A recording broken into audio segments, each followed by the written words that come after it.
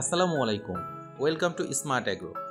এই ভিডিওতে আমি আপনাদের দেখাবো আমি আমার মলি মাছের ট্যাঙ্কে কিভাবে খাবার দিয়ে থাকি। সাধারণত প্রতিবার আমি খাবারগুলোকে মোল্ড করে এভাবে ট্যাঙ্কের গায়ে লাগিয়ে দেই, যাতে কোনো খাবার নিচে পড়ে পানিকে দূষিত না করে ফেলে।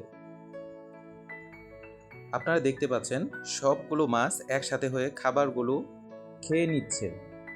সাধারণত আমি রঙিন মাছে খাবার তৈরির ক্ষেত্রে খাবারে পর্যাপ্ত প্রোটিন এবং অন্যান্য ভিটামিন আছে কিনা তা নিশ্চিত করা খুবই জরুরি।